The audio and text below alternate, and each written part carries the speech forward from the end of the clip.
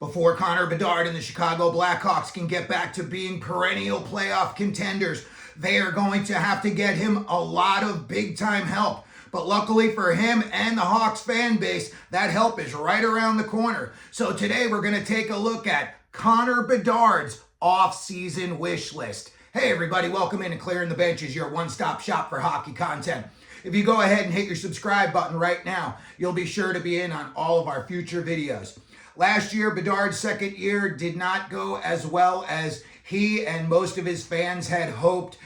His point total was basically right around the same that it was his rookie year. I think he improved by a few points, but he also played in 14 more games this year than his rookie season. So I kind of think his progress this year, we saw flashes of his brilliance, but we really saw his growth kind of come to, like, I don't want to say a grinding halt, but it really slowed down considerably considering where everyone thought he would be at this point.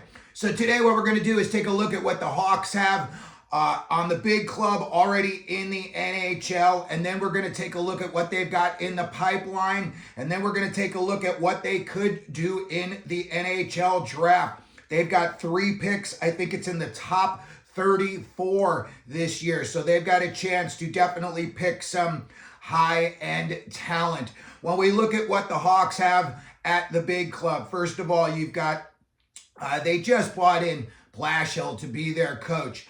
I am not a Blashill fan by any stretch of the imagination. The guy had 1 winning season in Detroit in 7 years.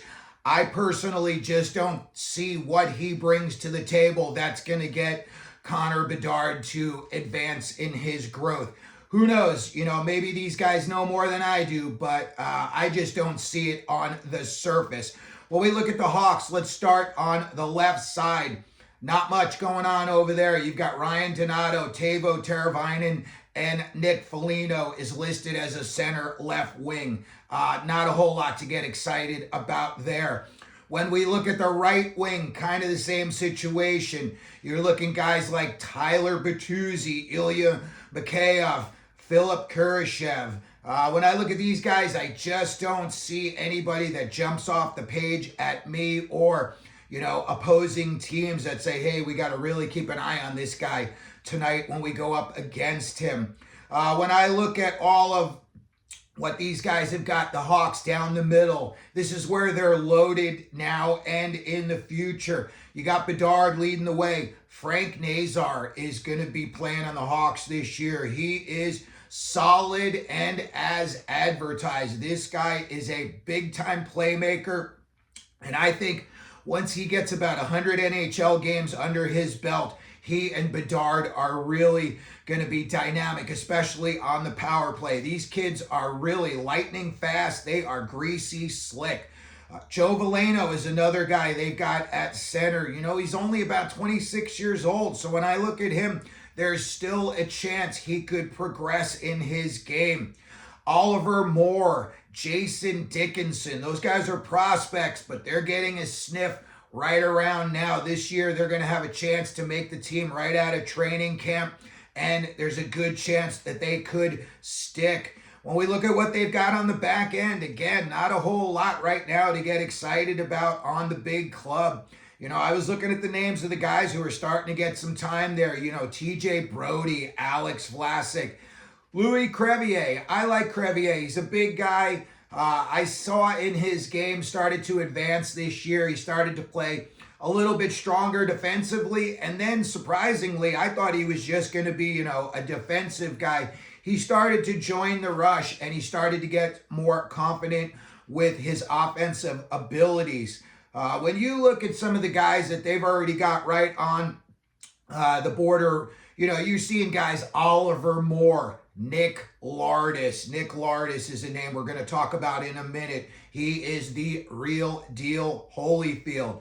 So when we look, really, you know, they're loaded down the middle. Bedard, Nazar, Veleno, Oliver Moore, Jason Dickinson is another big-time prospect that's playing down the middle.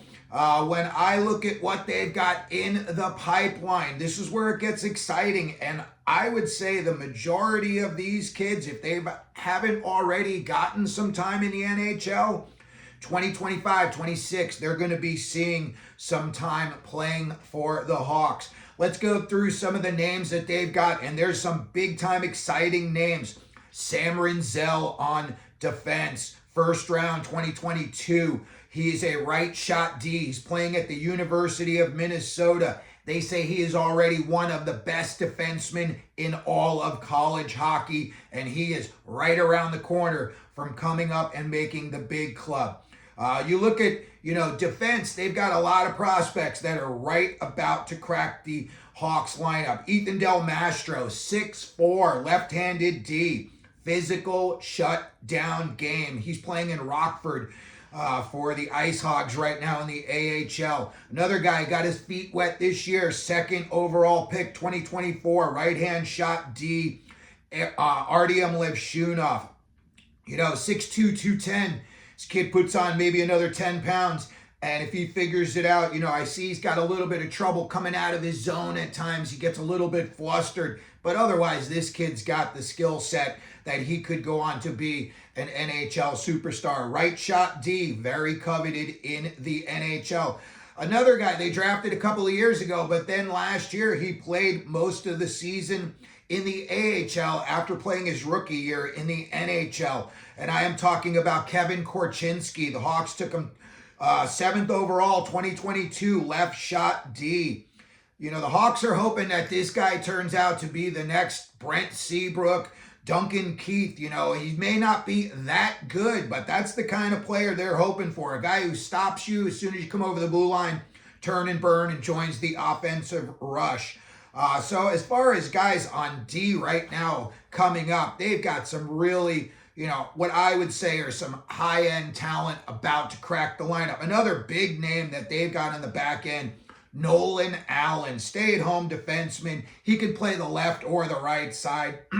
He's a left-handed shot. He just won gold at the World Juniors, so he's got a pedigree as well. So again, when we look at their defense, what they've got coming up, it is very impressive, and I think this is going to could be the position that's the turning point for the Hawks moving forward. When we look at what they've got up front in the pipeline, guys, again, already getting their feet wet a little bit in the NHL.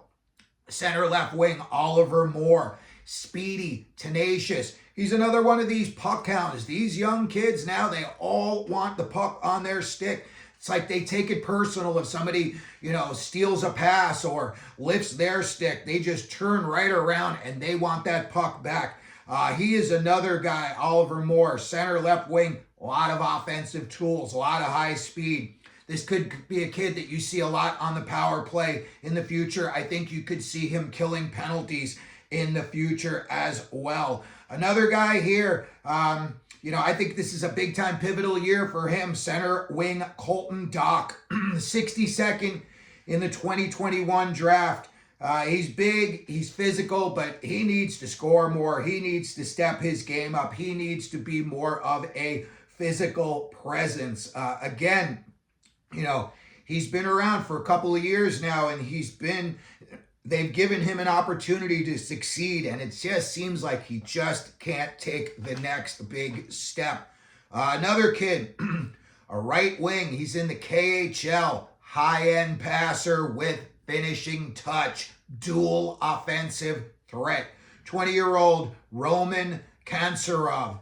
The KHL's got some nifty players over there, some guys they can really, hone their craft, come to the NHL. Again, it's a drop-off. They've got to hone their craft again once they get to the NHL. But a guy like Kanserov, he seems like he's pretty skilled in all phases of the game. Again, another guy we haven't heard much of, but you don't know what he could do alongside guys like Connor Bedard, Frank Nazar. Landon Slaggert, left wing, Notre Dame, another kid they drafted in 2020. He should see some NHL action this year. I don't know why, but it seems like his progression has also slowed down. I know the Hawks and their fans are very high on this kid. And I'm hoping, maybe after, going through Notre Dame, now he's got his game a little bit more polished and we do see more of him in the NHL. Wyatt Kaiser, 21 years old, D-man, excellent skater, hard worker. Would not surprise me if we saw him in the NHL this year, and he's the type of kid I think could stick. Going back up front, Nick Lardis, record breaker. Right wing, 5'11", 165 pounds, but he shoots left. 2024-25, he played 61 games for Brantford in the OHL. 70 goals, 43 assists, more than a goal a game in over 60 games. And you want to meet a guy, he's not afraid to shoot. Gretzky would love this kid. 350 shots on goal this season. You're talking about 15 game-winning goals. This guy is there when the pressure comes out. And again, he's a right wing, so he's a guy you could put out there with either Bedard or Nazar. 5'11", 165. He's got to bulk up a little bit, but otherwise he has got it all. Another guy, he was a Hobey Baker nominee as a freshman out of North Dakota. 6'2", 180 pounds, center, Sasha Boisvert. You don't hear anything bad about this kid. Everyone loves his effort. Everyone loves that he's a team-first player. Everyone loves that this kid is willing to do, anything it takes to win. And that's what the Hawks are going to need in their future. Again, Nolan Allen on the back end, another big name, stay-at-home defenseman. Like we said, plays both sides, and he just won gold at the World Juniors. So these are kids that are used to winning, and now they come to the Hawks, and they're going to go through a little bit of a rough phase where maybe they're going to lose more than they thought they were. But again, it's a learning process, and it's a growing process. Now, you've got the NHL draft coming up in less than a month, and I look at the Hawks, and they pick at 3 and 25 in the first round. And then they pick 34, third pick in the second round. They got to get Bedard some help. That's all I think. They've got to get, in my opinion, an offensive wing. Somebody who goes out there, even when Bedard's not out there with them and he scares opposing teams. You got to get somebody who can give Bedard help. A stat that I saw in Bedard this year, and this could be a little bit of frustration on his part, 70 penalty minutes this year. That's a good chunk of penalty minutes. It tells me he's also very engaged, and maybe he's, not taking any crap from the opponents after the whistle. But 70 penalty minutes to me was a little bit surprising for Bedard.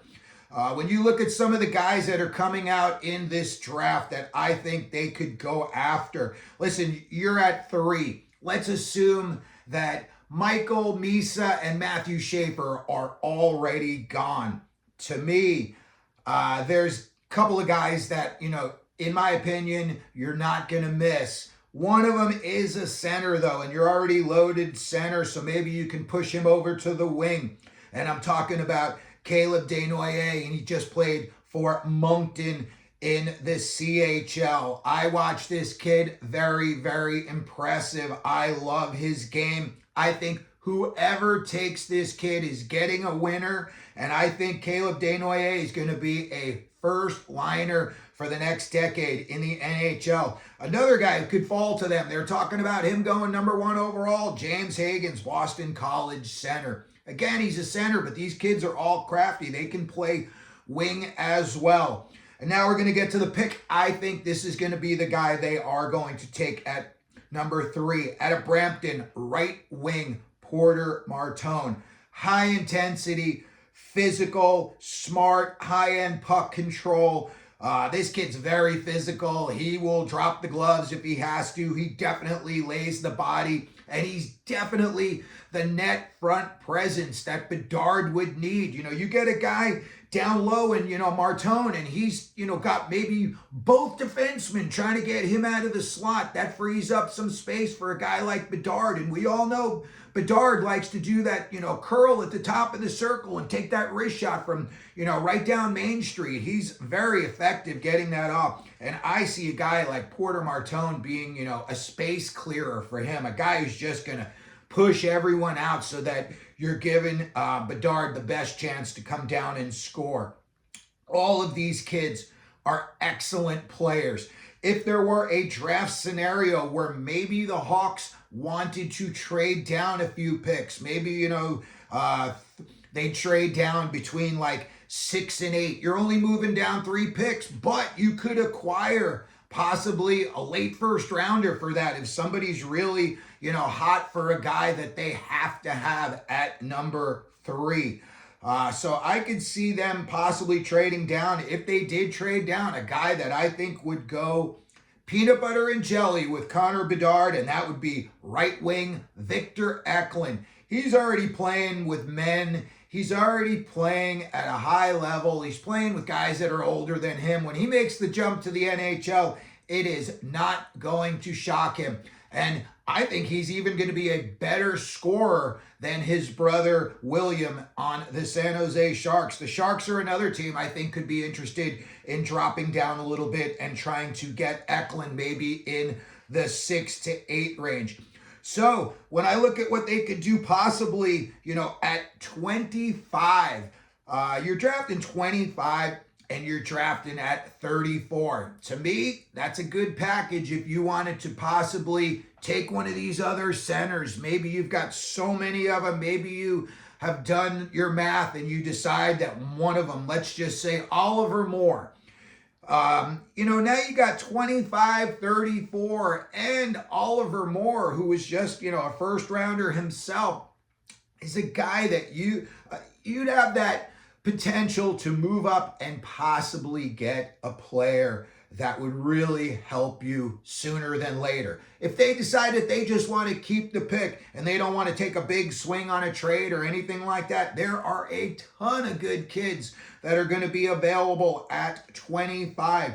Riker Lee is a kid that I love. He's just one of these pesky players, and I think he would be a guy that would really just be able to help create for Connor Bedard, a guy that's, a lot of times these pesky guys, look what Marchand does. Everyone's so busy paying attention to Marchand. It frees up space for other guys that he's playing with.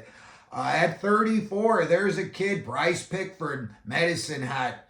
I love his game. Lots of offensive tools. The kid is nasty. He's mean, and he will get in fights. I saw him make some excellent breakout passes last night in the championship game against London, and I think this kid is going to move up in the boards. A lot of guys have him ranked in the 60s. I think he's going to go anywhere right around this range, 25 to 35. And I think, a team like the Blackhawks could really, I know they've got a lot going on D, but this kid could be special. This kid could be the type of guy, you put him out there with a Korchinski. He can help Korchinski get out of the zone. He can keep Korchinski clean when they're in the zone. So at 34, Bryce Pickford, Riker Lee at 25. Again, they could, use one of their guys that they have and move up. I think if you were to take 25, 34, and let's just say Oliver Moore, I think that would probably get you into the 15, 16 range. That's when you're looking at guys like Justin Carbonneau, and you're looking at guys like Logan Hensler, Lyndon Lakovic. Those are all guys that would help the Blackhawks in the future. So there you have it today. That's the video. That is Connor Bedard's off-season wish list for the Chicago Blackhawks. Let me know what you think down in the comments section. Let me know what you think the Hawks should do. You think they're going to do anything in free agency? Maybe they shock the world and they offer sheet Matthew Nice. Let me know in the comments. If you could, please hit your like button. Don't forget to subscribe. And as we always do here at Clearing the Benches, let them know you're out there.